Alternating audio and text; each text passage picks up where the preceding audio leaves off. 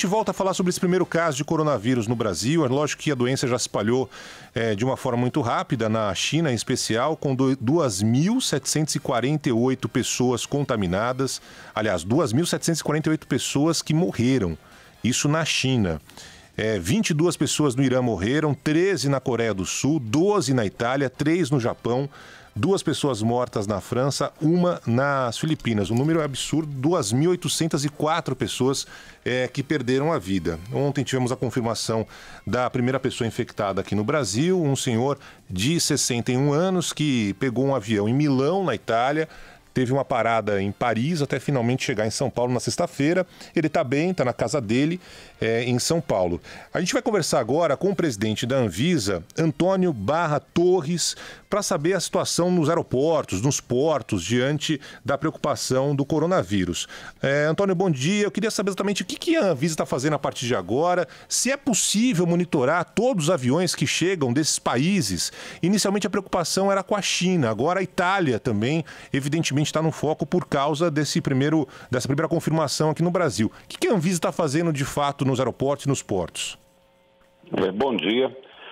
A Anvisa, ela nos portos e aeroportos e fronteiras, que vamos dizer é a nossa primeira linha de enfrentamento dessa crise, vamos falar de aeroportos. Nós mantemos os avisos em vários idiomas nos aeroportos, passando orientações, e lá os servidores da agência são acionados quando ocorre a notificação de caso suspeito nas aeronaves. Essa notificação é sempre feita pelo comando da aeronave e, a partir daí, a equipe da Anvisa vai até o avião e constata efetivamente se essa suspeição está bem definida, bem enquadrada, e, caso positivo, depois, na sequência da Anvisa, entram outras equipes subordinadas ao Ministério da Saúde, que fazem o encaminhamento desses casos. Quando o foco original era centrado na China, é bem verdade, o trabalho era totalmente alinhado com essa origem, né, de onde vinham essas pessoas. Agora, como nós temos uma inclusão de mais países na lista de origens dessa infecção, o trabalho realmente aumenta, o leque aumenta, mas o procedimento em si da Anvisa continua o mesmo. Mas só para entender, por exemplo, tem alguém que tosse no avião. Convenhamos que tossir é uma coisa que todo mundo eventualmente faz. Ali engasgou, tossiu, né? Tem lá algum procedimento específico para analisar quem pode ser um suspeito ou não de estar com o coronavírus? Como é que funciona isso?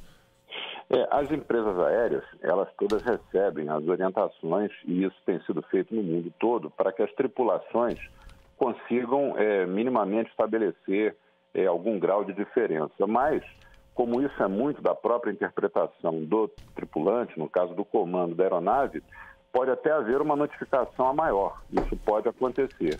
Mas, mesmo isso acontecendo, as equipes da Anvisa, no caso aqui do Brasil, quando esses voos chegam ao Brasil, vão analisar, mesmo que haja uma notificação a maior. Porque os sintomas, conforme você bem colocou, são sintomas gripais em geral. E nos portos? Como é que está a situação dos portos? Você falou sobre os aeroportos, né? Nos portos a situação se repete?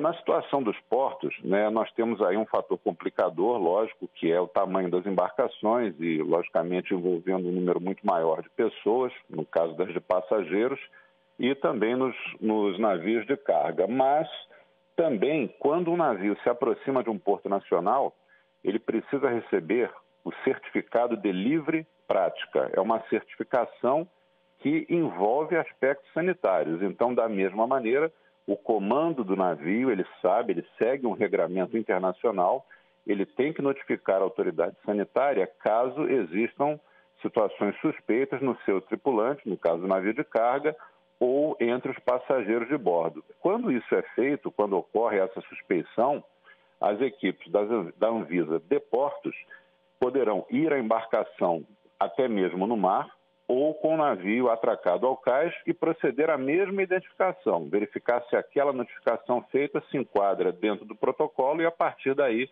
acionar o resto da cadeia. Ou seja, não há muita diferença entre o protocolo do porto e do aeroporto. É claro que no porto a escala é maior. Bom, a gente está conversando com o presidente da Anvisa aqui na Band News FM. A Anvisa é responsável por regulamentar as boas práticas na doação de sangue.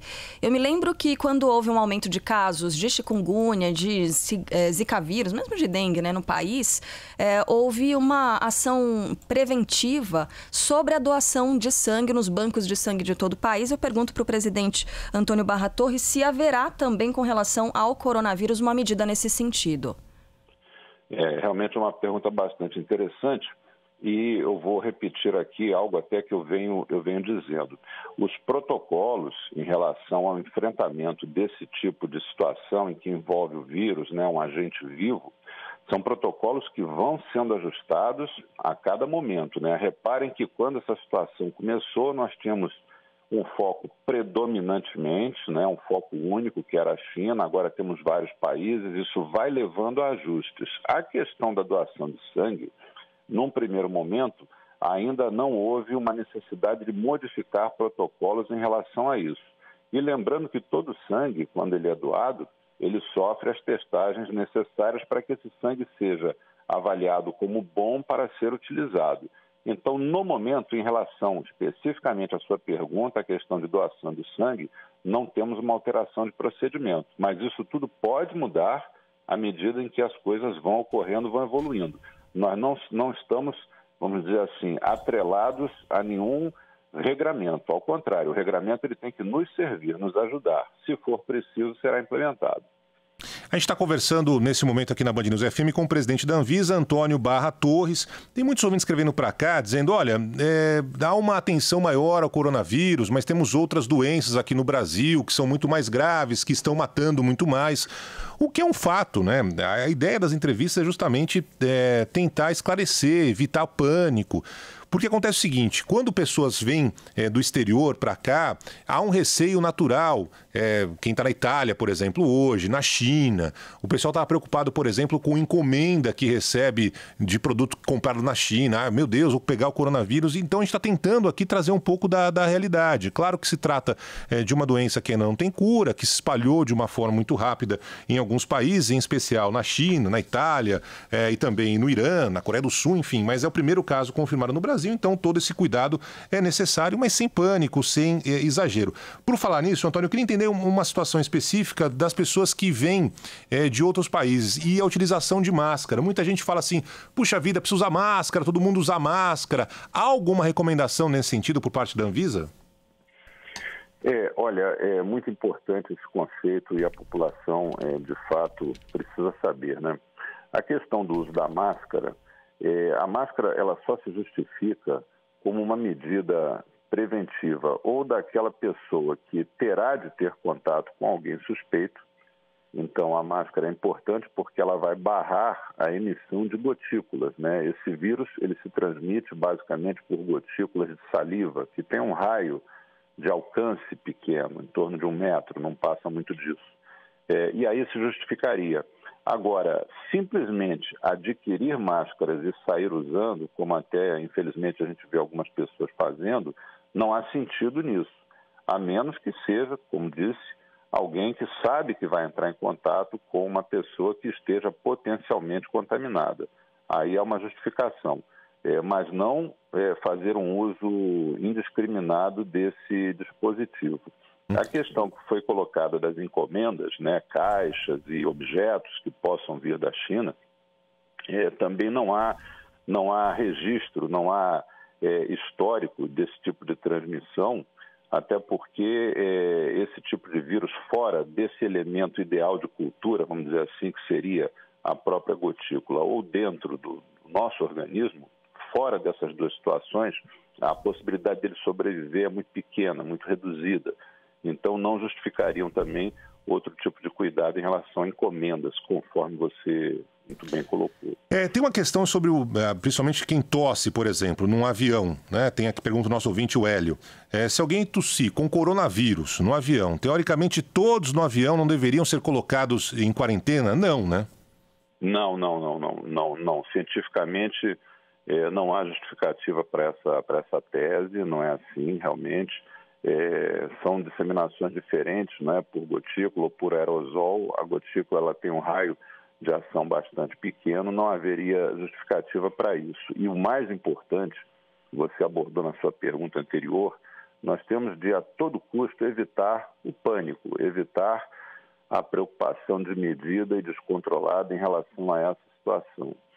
Quando qualquer ser humano se coloca num estado de medo, num estado de tensão excessiva, a sua própria imunidade é a primeira coisa que sofre. Então, por mais que estejamos diante de uma situação que requer atenção, é muito importante conservarmos a calma, conservarmos a tranquilidade, evitar o pânico, estarmos atentos às informações que têm sido corretamente passadas pela própria imprensa. Nós temos o Ministério da Saúde todos os dias divulgando boletim às 16 horas. Ontem, excepcionalmente, foi até um pouco mais cedo, às 11 da manhã, por conta da confirmação do caso brasileiro, do primeiro caso brasileiro. Então, é importante haver atenção à informação correta, bem passada, mas jamais com o pânico. O pânico nunca é bom aliado nessa hora. Bom, a gente está conversando aqui na Band News FM com o presidente da Anvisa e ontem, conforme o senhor disse, houve uma entrevista coletiva em que o ministro da Saúde ele falou sobre a preocupação também para importar produtos ligados à área da saúde, muitos medicamentos feitos na China, porque o país está privilegiando a demanda interna. Existe algum tipo de plano emergencial para importar esses produtos de outros países? Que produtos seriam esses? A gente deve ficar atento a algum tipo de ação emergencial nesse sentido? Essa foi uma colocação realmente feita ontem na entrevista e tanto o Ministério, tanto quanto a Anvisa, tem ações nessa questão de insumos de saúde. Então, existem grupos trabalhando nisso, tanto no Ministério quanto na Anvisa. Existe, por parte da Anvisa, uma interlocução com o setor produtivo nacional, que atende, logicamente, ao nosso mercado, justamente para que possamos evitar, para que venhamos a diminuir ao mínimo possível qualquer impacto na disponibilidade desses itens, né? É importante lembrar que como essa situação, uma situação que vai abrangendo gradativamente mais e mais países, se não fizéssemos esses entendimentos, haveriam possibilidades, é claro, de eventualmente algum produto deixar de estar disponível. Mas estamos trabalhando nesse sentido para evitar que isso não aconteça, tanto por parte do Ministério, tanto quanto por parte da agência reguladora, que é a Anvisa, no caso de medicamentos e insumos para a fabricação de medicamentos. Existe... Então, Desculpa. Isso não está passando, só para dizer que isso não está passando sem ser tratado, não, muito pelo contrário. Algo em específico a gente deve ficar atento? Ontem o ministro falou em imunoglobina, né, que é um medicamento usado para melhorar a imunidade de pacientes com doenças diversas. Alguma novidade nesse sentido? Na verdade, são as imunoglobulinas. Obrigada.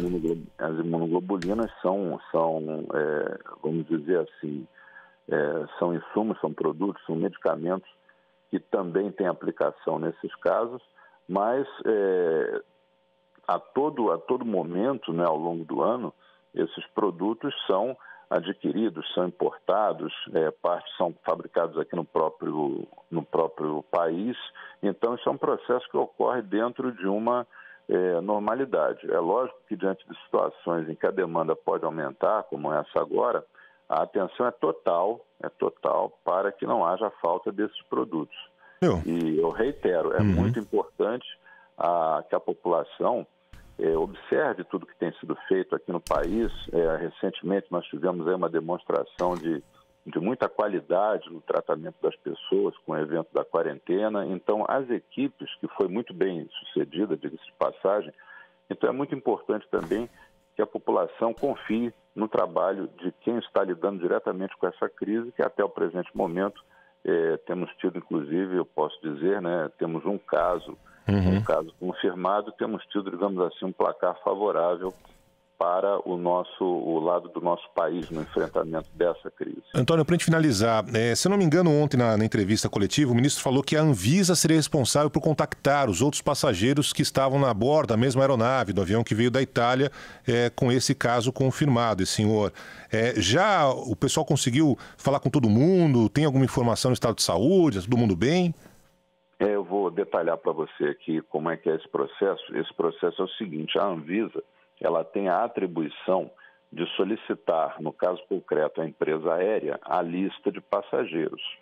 E essa lista é fornecida e, uma vez que a Anvisa a recebe, ela faz a retransmissão dessa lista para órgãos específicos do Ministério, e esses órgãos, e não a Anvisa, esses órgãos fazem o contato e a monitorização dos contactantes, né? Então, por exemplo, é um avião com 20 pessoas. Um caso suspeito foi confirmado. As outras 19, esse grupo do Ministério faz o contato telefônico através da lista obtida pela Anvisa e, a partir dali, desencadeia uma monitorização mais próxima ou menos em função da necessidade. Mas o acompanhamento de per si não é da Anvisa. Entendi. Bom, eu quero agradecer a entrevista com o presidente da Anvisa, Antônio Barra Torres, explicando os procedimentos adotados, principalmente nos aeroportos, nos portos, diante da chegada do novo coronavírus aqui no Brasil, e tomara que os casos realmente não se propaguem, apesar de haver um entendimento da classe médica de que, infelizmente, isso possa acontecer. Antônio, muito obrigado pela entrevista. Até uma próxima. Não é de quê, um ótimo dia para vocês. Contem com a Anvisa quando precisarem de informações nesse ou em qualquer outro sentido.